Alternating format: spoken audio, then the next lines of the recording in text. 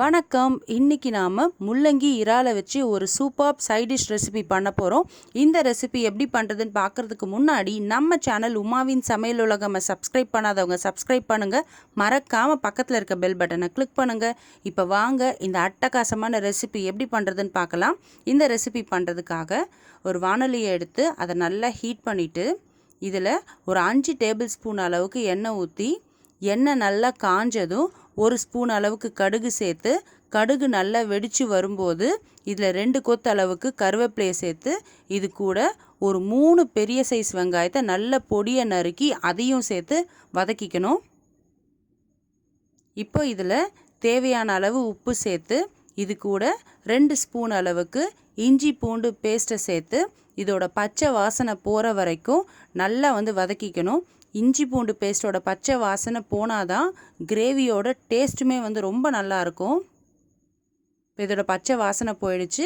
இப்போ இதில் பொடியை நறுக்குன்னு 2 பெரிய சைஸ் தக்காளியை சேர்த்து தக்காளி நல்லா சாஃப்ட் ஆகிற வரைக்கும் நல்லா வதக்கிக்கோங்க. இப்போ தக்காளி நல்லா சாஃப்ட் ஆகிடுச்சு. இப்போ இதில் ஒரு 500 கிராம் அளவுக்கு நான் முள்ளங்கியை எடுத்து இந்த மாதிரி நல்ல பொடியை பூ மாதிரி கட் பண்ணி எடுத்து வச்சுருக்கேன். இந்த மாதிரி நல்ல பொடியை கட் பண்ணிக்கோங்க. இப்போ அது எல்லாத்தையும் சேர்த்துக்கலாம்.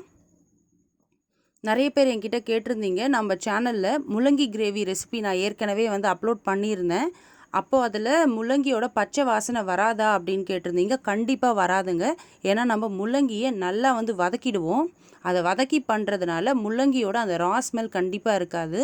இப்போ இந்த மாதிரி நல்லா வதக்கிட்டு இப்போ இதை நாம் ஒரு மூடி போட்டு ஒரு 2 நிமிஷம் வேக வச்சிடலாம். அப்போ தான் அந்த முள்ளங்கியில் இருக்கிற தண்ணி ஃபுல்லாக இறங்கிடும். இங்கே பாருங்கள், முள்ளங்கியோட தண்ணி ஃபுல்லாக இறங்கிடுச்சா. இப்போ இதுலேயே காயும் நல்லா வெந்துடும். முள்ளங்கி நல்லா வெந்து வந்தால் தான் நம்ம இந்த கிரேவி செய்யும் போது நல்லா குழஞ்சி ரொம்ப சூப்பராக இருக்கும். இறாலோடு சேர்த்து சாப்பிடும்போது. இங்கே பாருங்கள், காய் நல்லா வெந்துடுச்சு. இப்போ இதில் நாம் மசாலாவை 1 by 1 சேர்த்துக்கலாம். 1 ஸ்பூன் அளவுக்கு மஞ்சள் தூள், 2 spoon red chilli powder, 1 spoon Kashmiri red chilli, 2.5 spoon அளவுக்கு தனியாத்தூள் சேர்த்து இந்த மசாலாவை எல்லாம் நாம் மிக்ஸ் பண்ணிக்கலாம். இந்த மசாலா எல்லாமே வீட்டில் ரெடி பண்ண மசாலா தான். நீங்கள் உங்ககிட்ட டக்குன்னு ரெட் சில்லி பவுடரோ காஷ்மீரி ரெட் சில்லியோ தனியாத்தூளோ தனித்தனியாக இல்லை அப்படின்னா நம்ம வீட்டுக்கு ரெகுலராக யூஸ் பண்ணுவோம் இல்லையா குழம்பு மிளகாத்தூள், அதை கூட சேர்த்துக்கலாம்.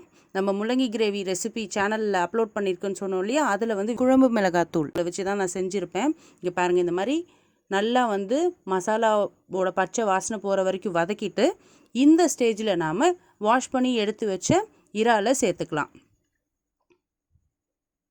இப்போ இறால் எல்லாத்தையும் சேர்த்துட்டு இந்த மசாலாவோட நல்லா இதை மிக்ஸ் பண்ணிக்கோங்க.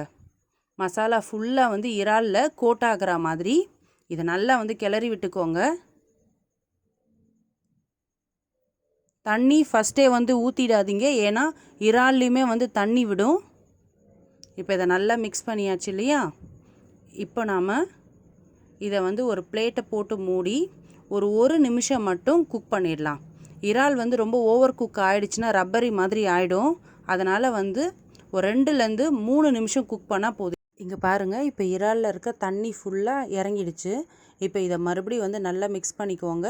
இந்த ஸ்டேஜில் உப்பு தேவைப்பட்டால் கொஞ்சம் சேர்த்து நல்லா மிக்ஸ் பண்ணிவிட்டு இப்போ கிரேவிக்கு தேவையான அளவு தண்ணி ஊற்றிக்கோங்க. நான் இதில் 1/2 கப் அளவுக்கு தண்ணி சேர்த்துருக்கேன்.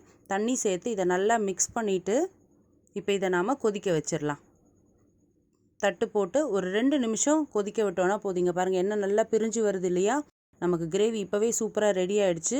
இந்த ஸ்டேஜில் கூட நீங்கள் சர்வ் பண்ணலாம். பட் இதோட டேஸ்ட் இன்னும் நல்லா எடுத்து கொடுக்கறதுக்காக இதில் நான் துருவின தேங்காவோட பேஸ்ட்டை ஒரு 1/2 கப் அளவுக்கு சேர்த்து அதையும் நல்லா மிக்ஸ் பண்ணிக்கிறேன். தேங்காய் இந்த கிரேவியில் சேர்த்து செய்யும்போது இதோட டேஸ்ட் ரொம்ப ரிச்சாக இருக்குங்க. இப்போ தேங்காய் சேர்த்து ரொம்ப நேரம் கொதிக்க விடக்கூடாது. ஒரு நிமிஷம் மட்டும் இது கொதிச்சா போதும். இங்கே பாருங்கள், எண்ணெய் நல்லா பிரிஞ்சு வருது இல்லையா. இன்னும் நல்லா எண்ணெய் பிரிஞ்சு வந்ததுக்கப்புறமா இதில் நாம் இப்போ கொத்தமல்லியை போட்டு ஹாட்டாக ஒயிட் ரைஸ் கூடயோ சப்பாத்தி கூடயோ இட்லி தோசை கூட வச்சு சாப்பிட்டா ஆஹா செம்மையாக இருக்குங்க. கண்டிப்பாக நீங்களும் இந்த ரெசிபியை ட்ரை பண்ணி பாருங்கள். ட்ரை பண்ணி பார்த்துட்டு இந்த வீடியோ உங்களுக்கு பிடிச்சிருந்தா லைக் பண்ணுங்கள், ஷேர் பண்ணுங்கள், சப்ஸ்கிரைப் பண்ணுங்கள். மறக்காமல் பக்கத்தில் இருக்க பெல் பட்டனை கிளிக் பண்ணுங்கள். அப்படியே உங்களோட ஃபீட்பேக்கை எங்களுக்கு மறக்காமல் கமெண்ட்டாக பதிவு பண்ணுங்கள். தேங்க்யூ.